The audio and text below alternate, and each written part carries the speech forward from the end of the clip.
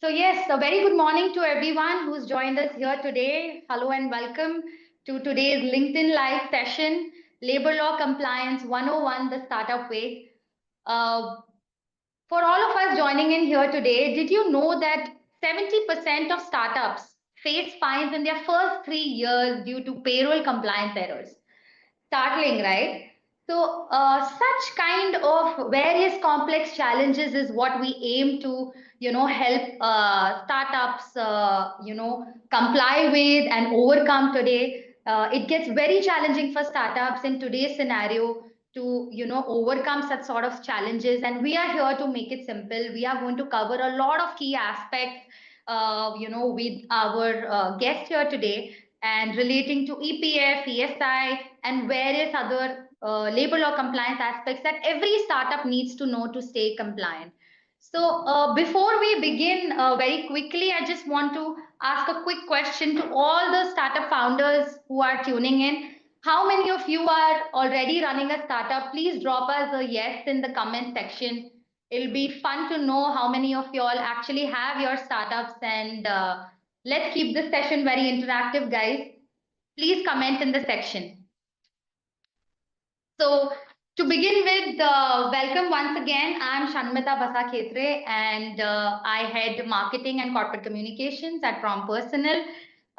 We are a pan-India HR solutions company and providing end-to-end HR services to our clients across India. We've been in the business for 30 years now, providing staffing, recruitment, and labor law compliance solutions. With us, we have a very special guest here today, Mrs. Yashashree Kulkarni. She brings with her an extensive, rich experience of 18 years in labor law compliances. She's worked with various prestigious organizations like Kotak Mahindra, Bank, Edelweiss, and various more other organizations where she's helped navigate complex labor law compliance challenges. In addition to her practical experience, she is also a respected academic, having taught at the University of Mumbai's Law Academy and contributed to leading legal journals with her insightful articles.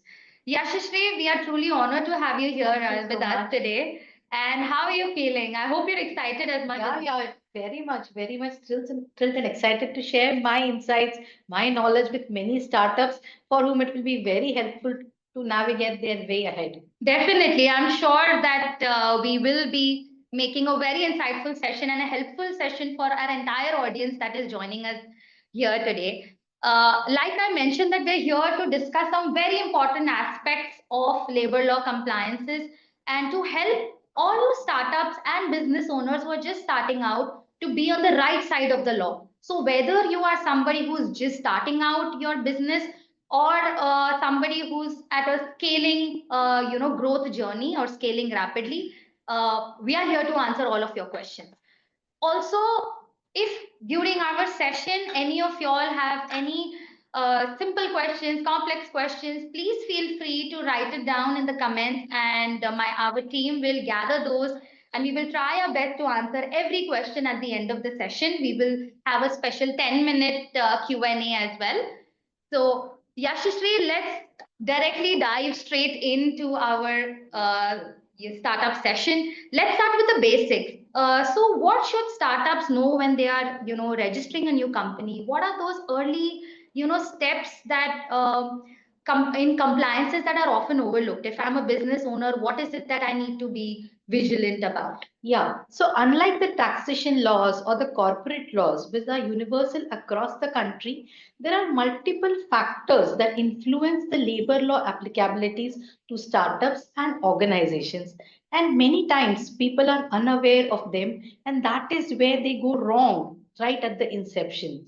See, the labor law compliances are influenced by the factors such as the size of their workforce, the nature of their business, the type of the industry, the geographical location where they are located. By geography, I mean whether you are in an urban place, in a metro city, in a gram panchayat area, or a semi-urban urban area.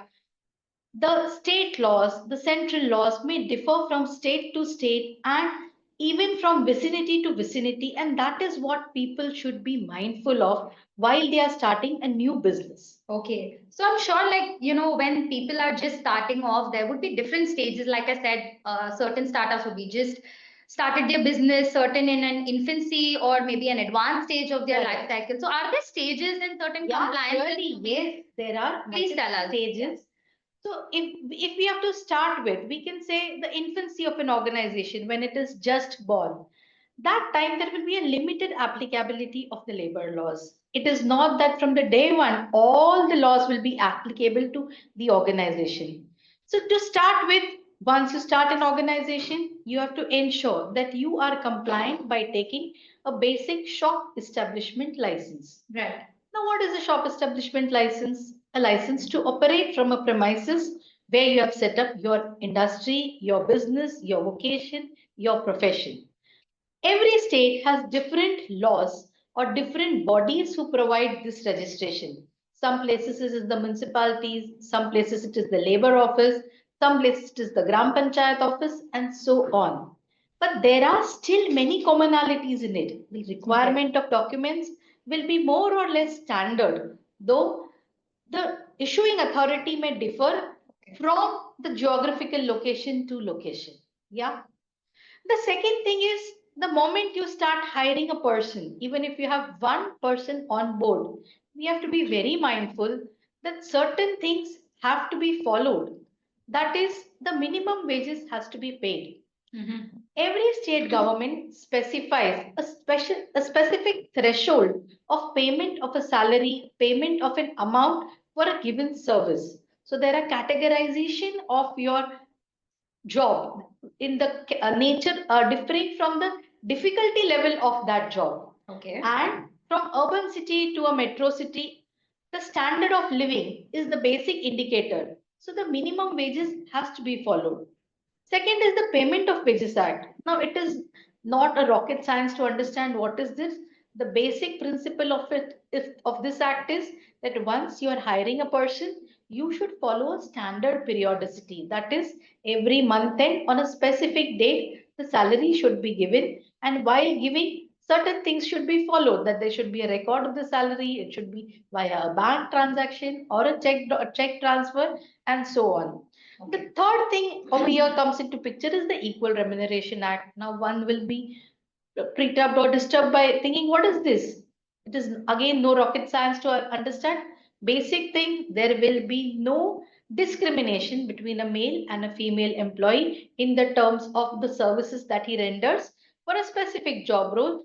A similar salary will be given to a male as well as female. That is what the Equal Remuneration Act says. And last but not the least is the professional tax applicability. Now, here let me make a point. Profession tax is a tax which is payable to the state government. It is a levy which is payable towards the local bodies for the services that you are providing and for the upliftment of the service sector. Right. So once an employee or an individual is earning some money, he pays an income tax. But a body corporate also is a artificial person in the eyes of law. So the professional tax is payable to the employer as a body corporate, as an artificial person, also to an individual as an individual person. And without fail, the employer should ensure that the moment they start operating, they should obtain this registration in their respective state. Okay. Again, this act is not applicable throughout India. Out of the say 30 states in India, there are close to 21 or 22 states only where the professional tax applicabilities lies. The amount is nominal. Nowhere it exceeds about rupees 2,500. And persons, all employers should be mindful that they do not deviate in the payment of this amount on a yearly basis. Very interesting. I think these are some early things that startup owners need to be mindful about when they're just starting out with maybe one employee. But what happens when there are 10 employees or more? Are there more Yeah, stages? so you can say that once you have crossed the threshold of 10 employees, from an infant, you start going to becoming a toddler. Yeah, the way the set of Education will differ for an infant to a toddler. Similarly, the compliances will differ from an infant stage to a toddler stage. So once you are having 10 employees, the Employee State Insurance Act is mandatory everywhere. In the past, I think up to 2018 and 19, this act said that the applicability will begin only when there are more than 20 employees below the salary bracket of 21,000 salary. But recently, the government has changed the norms. Now, on the crossing the 10 employees threshold, you have to simply register under this act and file nil returns, devoid of the fact if there are any employees below 21,000 salary or no. And eventually, when you have employees in the lesser salary bracket, you have to start with compliances under this act. Okay. The second most important act that comes into picture is the POSH Act, or the Prevention of Sexual Harassment Act at Workplace. I'm sure, Shanmitha, you must have heard about it. Yes, definitely. I've heard about it. There is So you know that the ICC has to be formed? What's an ICC? Can you elaborate? Yeah, so ICC is the Internal Complaints Committee. Immediately after the organization crosses 10 employees, even if there is a single female employee working on the premises of the company at whatever location, this act becomes applicable. There are various compliances under this act, though not very difficult, but they become immediately applicable. And if you do not follow these compliances, you will not be able to get the renewals for the next year under the Shop Act, or you will not be able to even file your ROC returns with the company law board that mandatory the compliance under this act is. Okay. So this is quite interesting, under the POSH Act. But what happens when there are no female employees or less female employees? Then you do not have to carry on any compliances, but still you have to be vigilant of the fact that in case, even if there is a contractual employee or there are females coming from the another organization working on your premises, yet the provisions and the implications of this act will come into the picture. Then many people have this question that, oh, I have just started, whether I should factor for the gratuity amount, whether I should have gratuity as a part of my CTC. Yes. So, my dear friends, will want to tell you that gratuity applicability starts only after 5 years. But you can pay this amount only if you have factored for this money right from the beginning. Where will you get the money from if you have not done the factoring right from the inception?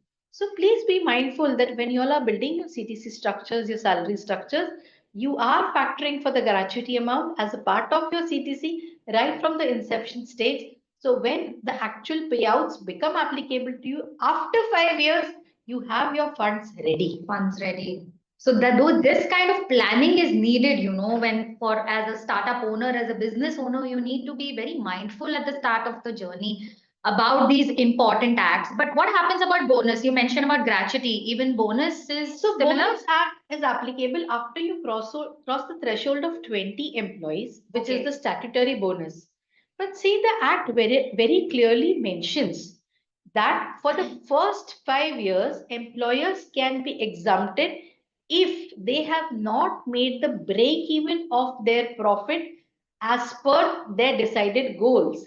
And if you prove it on your books of account, you are exempted from the provisions of this act up to the first 5 or even 6 years. But provided you put that factoring as a part of your books of account mandatorily, and nobody will come to trouble you.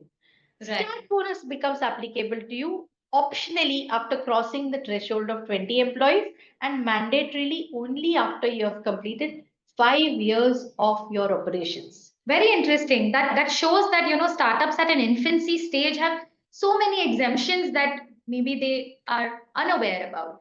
And also, what happens in case if in an advanced stage when you're hiring maybe contractual workforce? Can you touch upon that? Prior to going to that stage, the first stage, the other stage that we will be crossing is that about 20 employees. Okay. So the moment you cross 20 employees, a very important act becomes applicable to you. That is the Employee Provident Fund. Right. Nevertheless, you can get enrolled under this act voluntarily even after you have 2 or 3 employees. But the provisions of this act become mandatorily applicable the moment you cross the threshold of 20 employees. And there is no skip to it, there is no exemption to it in any way.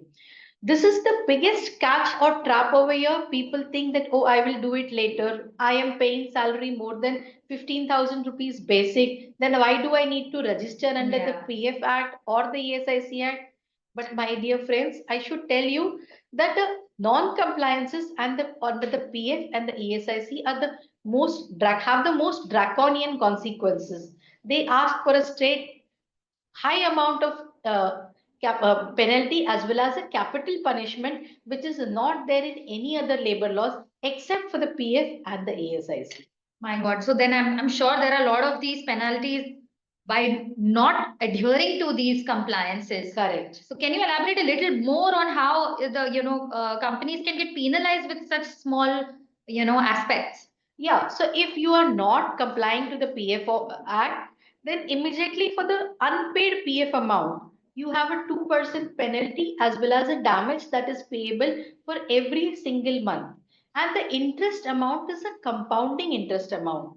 As you go on and Yeah. on and on, the compounding amounts becomes at times higher than the actual payable value, and it becomes very burdensome for the companies to pay, especially at their infancy stage. So it is better to comply right from the beginning. Both in PF as well as for ESIC, the compounded interest penalties and damages are very high. So we should always ensure that if we are having a lot of penalties and damages shown on our books of account, then the value of our company becomes reduced. If you are looking for investors in futures, people will not want to work with you if you already have your books of account in a bad shape or state. Very valid point for startup founders when they are looking at investors. It's very important for you to be compliant and on the right side of the law. This can have like a very bad picture, paint a bad picture for your company. Any other stages that we need to? Now coming back to your earlier question, what do people do if they want to hire contractual employees? Right. See, at not all points in time, you may want to have all employees on your rolls. There are many such certain non-core activities that we will look forward to outsourcing, which is not a part of our core business and which is a temporary or a seasonal activity. At such times, people will go for hiring contractual employees. They may get in touch with temporary staffing agencies or local contractors to hire such people. So they should be mindful of the state laws over here. Now, Contract Labor Act is a central legislation, but at the same time, there are rules which are specified in each state under this act, wherein the applicability of this act starts only after crossing a certain threshold of employees.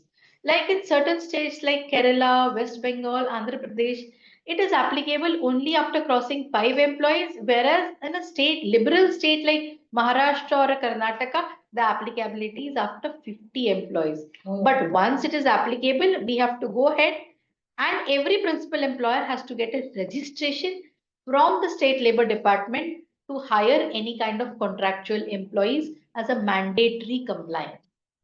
So there are a lot of other challenges also that a person has to look at when it comes to contractual employees. So I'll take a pause over here and maybe ask, our audience, because very nicely, YK, you have, explained the entire stages of a life cycle of, a startup, a new business, right from infancy to advanced stage, say 10 employees, 50 employees, female employees, no female employees, all the acts that are applicable. So I'd like to ask, our audience, and you all can respond in the comment section, that which stage of your life cycle are you currently falling into? Why don't you guys share with us in the comments? It'll be very interesting to know. So moving on, Vaike, let's talk about something that I've heard a lot about, which is Shram Suvidha Portal. Could you elaborate a little bit on that? What exactly does that stand for? So see, as I have told you that there are multiple registrations that you have to take, multiple acts that you have to comply. Up till now, there were different departments of the government where a person had to run from pillar to post to get these registrations done and get this compliances carried on. But now the government has decided to have a single unified portal, or you can say a one-stop shop window for all the employers to have their registrations done. So a new employer, a person with a limited bandwidth, need not run from pillar to post to do these registrations. This portal will help you to register under various labor laws, the PF, the ESIC, renewal of your Shop Act licenses, and also to carry on your compliances under the annual returns. In the future stage, in the advanced stage, even the authorities or the various departments and enforcement agencies will send you inspection notices or inquiries via this portal only. So Okay. once you are registered on this portal, all your labor related issues are sorted. Okay. So this was the Shram Suvidha portal, basically. You Correct. mentioned something called LIN, I suppose. So what is Yes. a LIN Yeah. number? So see, the way you have a passport to navigate out of the country, an Aadhaar number an individual has to go for doing banking transactions, mutual fund transactions, or any other transactions in this country. Similarly, an establishment, an organization needs to have a LIN number. This LIN number is your unique identification number on the Shram Suvidha portal. Okay. You have to create this LIN number.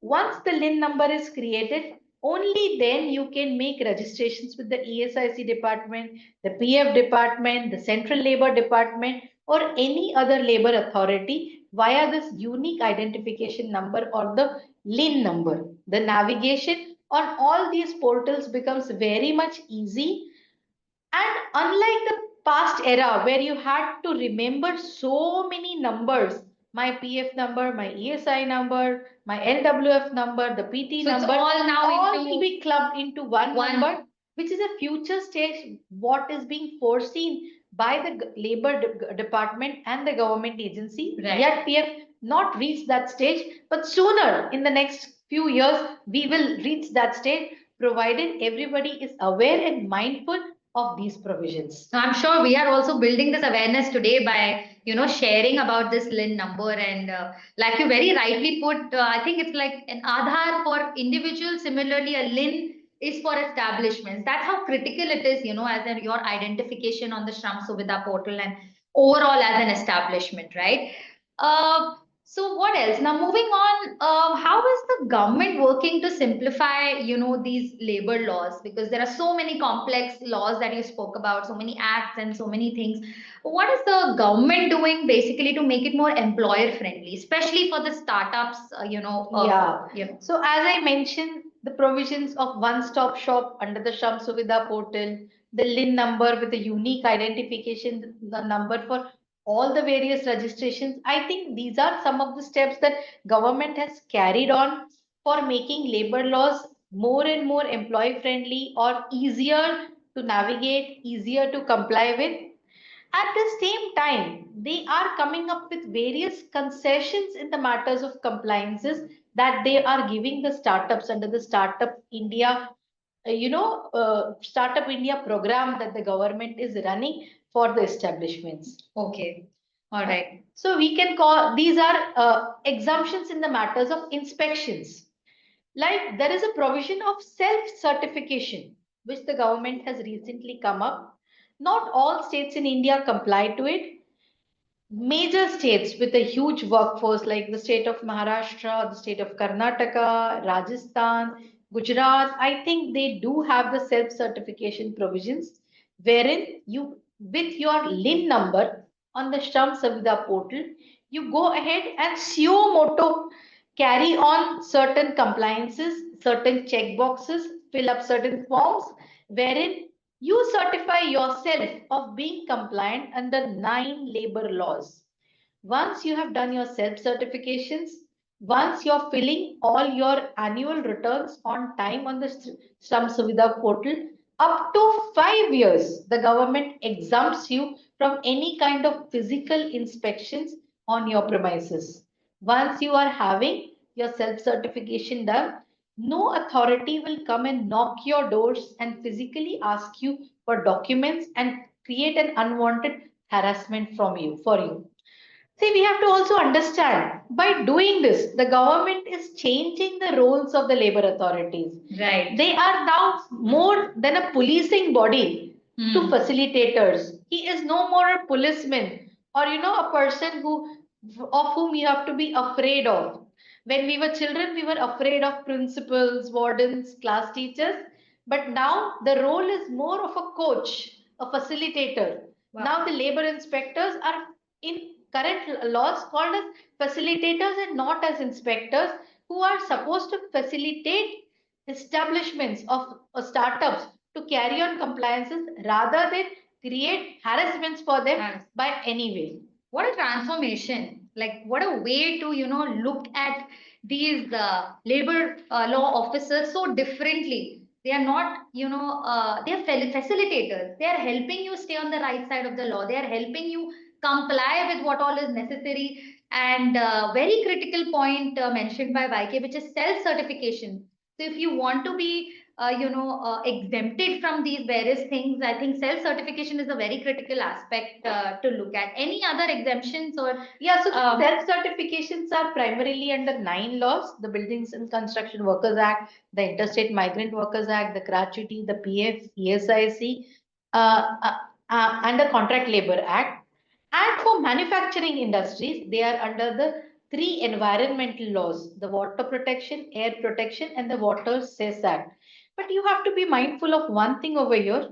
This self-certification will come into picture only if there is no complaint that is lodged by any existing employee. Okay. Against the employer with any labor department. Right. In case there is a grievance filed by any of the employee or some other company against a company, then the self-certification fails. Now, for manufacturing sector, the environmental laws compliances are extremely mandatory. But you can see that under the self-certification provisions, even an exemption is granted for hazardous industries under this law, provided there is no complaint of non-compliance. Yeah. Or breach of any of the provisions which we just spoke about. No, definitely. If the government is giving this kind of a facility of self-certification, it is subject to a non-compliance sort of a grievance that comes up. So, we have to be very careful about that. So, I think we've come to the end of our session. But very quickly, I want you to highlight, Vaiki, very common mistakes that, startups must avoid in their initial stages. What are those common mistakes that usually startups make and we should avoid? So while we are registering as a new corporate, the government has now given a provision to go on the ROC portal and create a Shram Suvidha login and a LIN number. Okay. And you can start the compliances immediately once you start crossing the various stages that we just discussed of the organization's life cycle. One should be very mindful that if you have already obtained the registration at the time of establishing your company, you have to immediately start the compliances under your LIN number. Else, the non-compliances will have higher repercussions. The penalties, fines will take a toll of a startup company rather than helping them to comply on a timely basis. Similarly, they should be aware about the location and the locational or the state compliances of the places where they exist. There may be a certain provision in an X state, but it is not there in Y state. So one should be very much mindful while they are starting their organization that what is it that the state government in that particular location mandates you. Yeah. Once you're aware of that, I think your journey becomes easier. So I think you should always have your route map on at all points in time. Okay, very nicely put. So, very, very insightful session, Vaiki. I just want to, very quickly recap all those important points that we have discussed so far. I think we started off very well on the various stages of the life cycle of an organization, of a startup, and from 10 employees to 20 to 50 to even hiring contractual workers. What is it from compliances? A point of view that and business owner needs to be mindful of and must navigate this very seamlessly. She also mentioned we also covered about self certification being a very critical aspect. I'm not sure how many of you all already know about the nuances of it, but self certification was an important aspect. Then we also discussed Shram Suvidha portal, registering on that portal and what all aspects we need to take care of. LIN, which is our Aadhaar or a passport for an establishment, and equivalent to that is what we also discuss. So a stitch in time saves nine sort of a concept, right? Various exemptions also, which startups have today. Not everything is applicable from day zero, right? You have 5 years, you have infancy stage. So we also covered the various exemptions that are applicable, special considerations that are applicable. And lastly, common mistakes that most of us do at the initial stage, and that need to be avoided. So thank you so much, Yashashree, for sharing all of these insights, and we want to very quickly open up the floor for questions for all of you guys who have joined us here today. Thank you so much, and let's quickly start looking at the questions that I have come in. So we have a lot of questions coming in over here today. Let's go through those questions.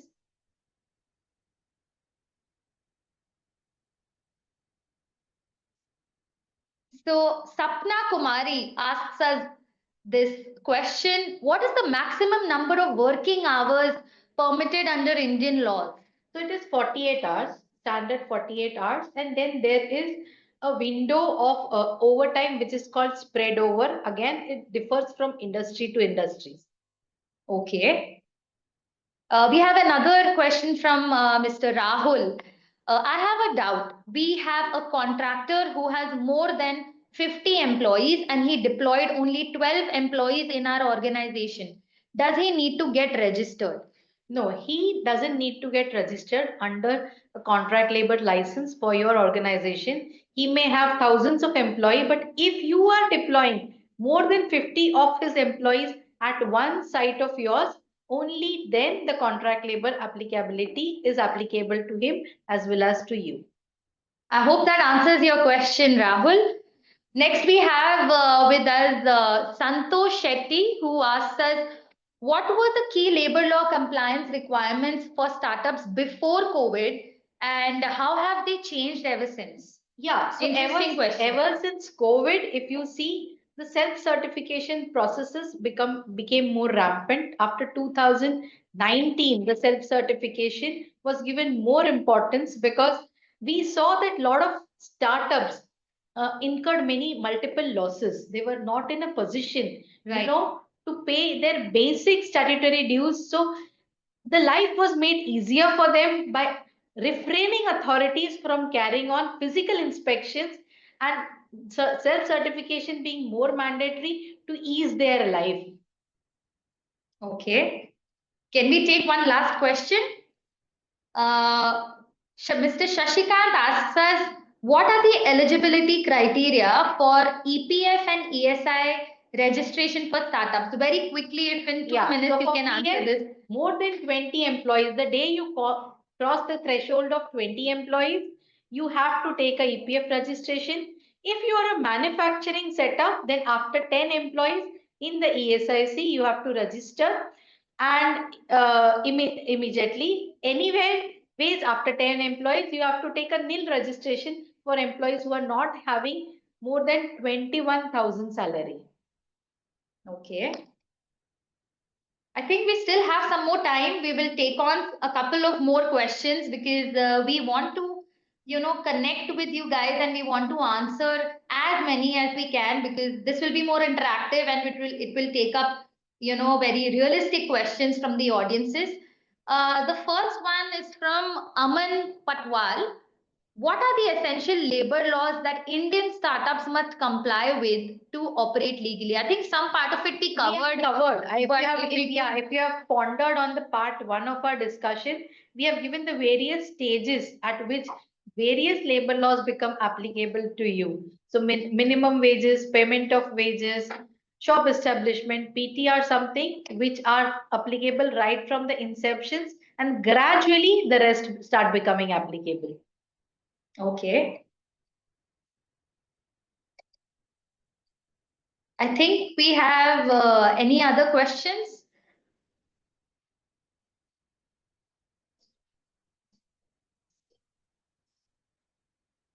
Any other questions, guys? Please put in your questions in the comment section.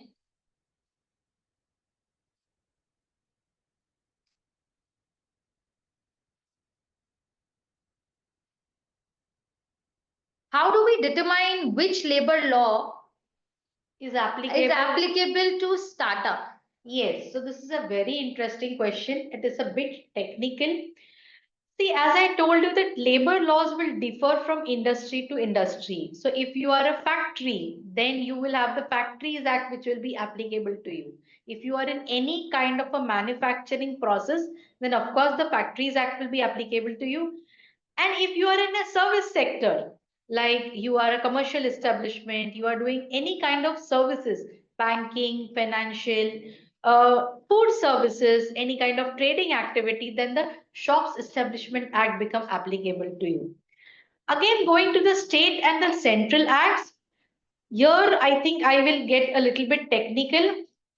Under this Constitution, Schedule 7, there are certain industries which are specified as covered by the central government and certain which are covered by the state government, like industries which have national importance, the coal industry, the mining industry, the railways industries, only and only the central laws will be applicable to them. And for all other BFSI sector industries, technology industries, service sectors like us, there will be the state laws which will be applicable to them. I think here is the time when you have to step in and consult an expert. Not everybody will know this answer. So always you should take expert advice to determine the applicability of state or central laws to your sector of company. Okay. I hope that answers your question, Shashika. The next question we have is from Avdesh Raghav. If we have off-roll on third-party payroll, so we need to create registers like we do for FTEs, which is full-time employees. If you have off-roll employees or third-party employees, it is your contractor who has to create those registrations, because again, then the purpose of contracting them is frustrated if you have to take care of their compliances. Okay.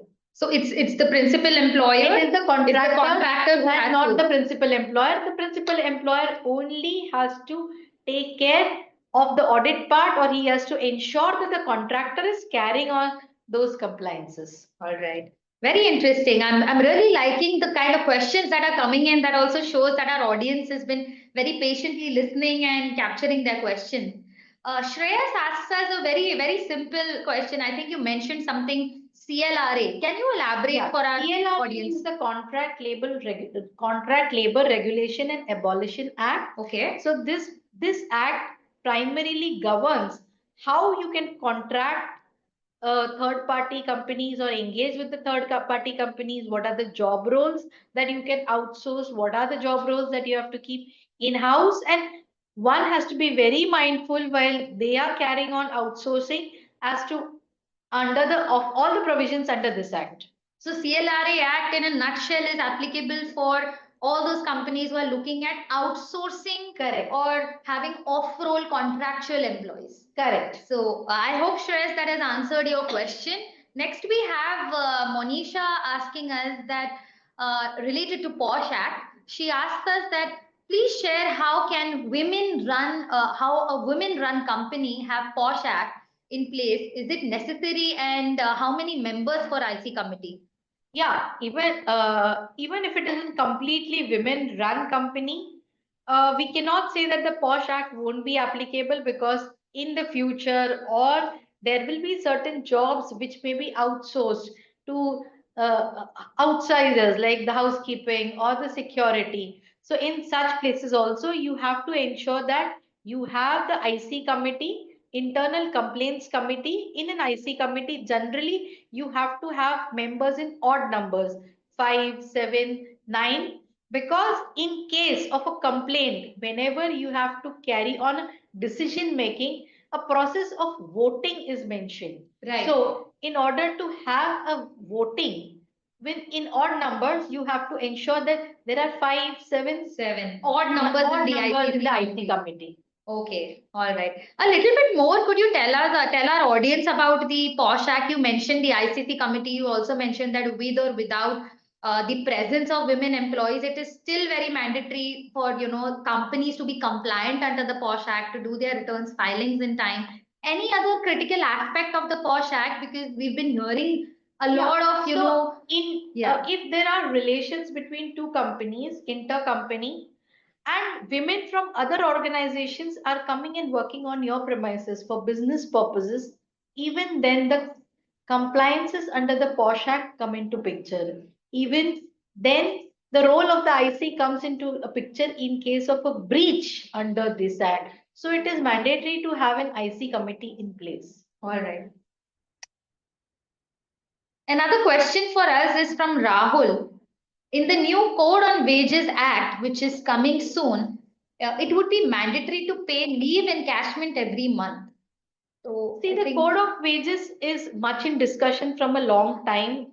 Leave encashment now, see, many of the provisions in the Code of Wages have been made. But unfortunate part about the new codes is that the practical or the procedural aspects have not been mentioned anywhere. And that is the reason the implementation has been delayed to a great extent. Okay. So any view on the code of wages, like when is it coming? There are a lot of conversations on the new code. From 2019, the discussions have been on. The drafting started way back in 2014, but till 2000 and in 2019, the drafting at all levels was completed. Many states have gone ahead and made their rules, but yes, there are many obstacles, procedural obstacles for implementation of all of these codes, like a unified body for ESIC, PF, gratuity implementation, the eradication of the labor courts, the institution only and only of the labor tribunals, which are huge technical challenges, which the government has not yet thought about as to how they are going to go ahead with it. And I think that is why this is taking a lot of time. Taking still some time. So we have to stay tuned for that.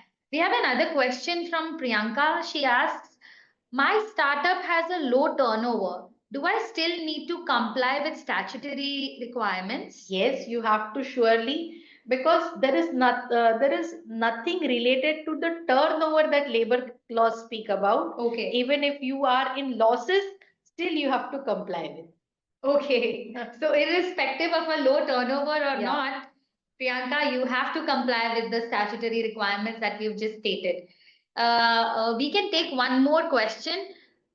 Do I need to have an employee handbook or HR policies in place even if I am just starting out? So, employee handbook is for your convenience.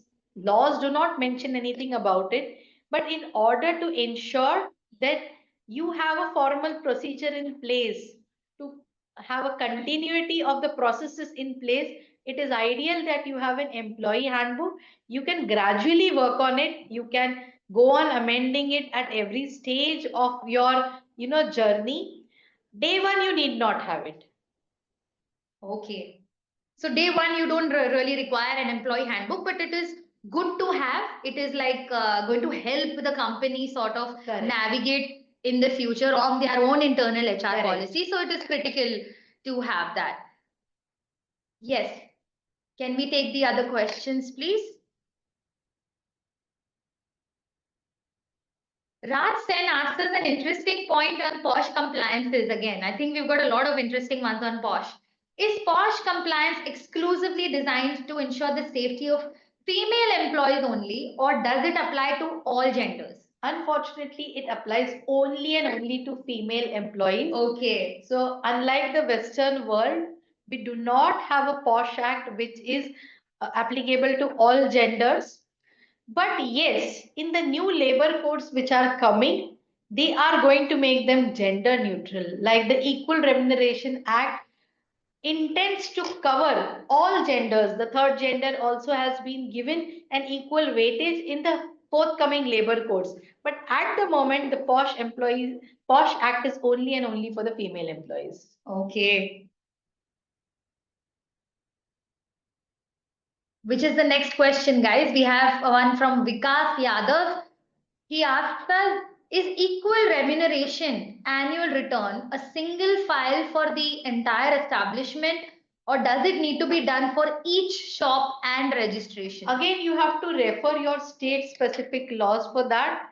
Okay. The state government of Maharashtra allows for a standard single return under all laws for the factories as well as for the Shop Establishment Act. But again, state specific, there is different kind of compliances mentioned for individual labor laws.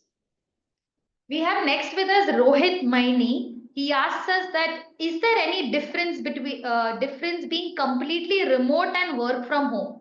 How does that impact any labor law compliances? Yeah, so even if the employees are working in a remote mode or a work from home mode, yet the applicability of all labor laws is there for establishments. So they may not have to comply with the establishment related compliances of maintaining the premises, but yet Equal Remuneration Act, Minimum Wages Act, or your Workmen Compensation Act, ESI Act, all will be applicable to the establishments. Okay. We have another one from Saneer Hamza who says that what are the rules regarding leave encashment? Leave encashment rules are again differing from state to state. The Shop Establishment Act of various states speaks about the rules regarding the leave encashment. So you have to refer the state government's leave policies which are mentioned about the leave encashments. Okay. Anuja asked us a very interesting question. How do I learn more about labor laws to comply as they keep changing? I also have an answer for her, but I'd like to hear from her. So they do not change so frequently. The basic principles of labor laws remain standard, but the procedures of compliances they keep on changing. For that, you have to refer the various state government websites, and that's what I said. That once the Shram Suvidha portal is completely functional, this problem will surely be solved. All right. My answer to Anuja would be that you can follow us and you can subscribe to our weekly newsletters of Prompt Personal by logging on to our website. We'll give you the details in the comment section. Every week we send out real-time notifications and any kind of amendments and changes that take place across all the pan-India states. So you can follow us and get to know all of these notifications in real time. One last question that we have that we will be taking up is Avadesh Raghav asks us if we have off-roll employees at 3 different locations in India. So, do we consider minimum off-roll employees at one location, or is it considered a sum of all locations? No, if they are at separate locations, then the location specific minimum wages will have to be considered. You cannot have standard generic minimum wages paid to all. Again, as I told you, minimum wages are state specific, location specific. So you have to pay them differently. All right. I think, YK, it's been a very, very great session and we've taken up a lot of questions. I hope the audience is satisfied and in terms of us answering and taking up close to 10-15 questions today. And so for all of you who are starting out their business and you want to stay on top of growing your, on top of labor law compliances, avoid any kind of costly mistakes in terms of penalties and be on the right side of law. I think we've mentioned a lot of various aspects that you guys need to follow. And most importantly, you can feel free to reach out to us for any kind of further information. Get in touch with our experts. We will share the details of our company. So just to summarize Prompt Personal, this entire session was brought to you by Prompt Personal, and we are a leading pan-India HR solutions company providing staffing, labor law compliances, as well as recruitment. So, any of y'all have any queries related to your current labor law challenges that you are facing, please feel free to reach out to us on the details given below, and we will reach back to you and try our best to answer all of those queries. So, thank you so much, Yashashree. I think this was a start to many more such sessions, and I hope our audience, I'm confident actually that audience has found it very insightful, and thank you so much, YK. Thank you. Thank you everyone for joining in, and take care.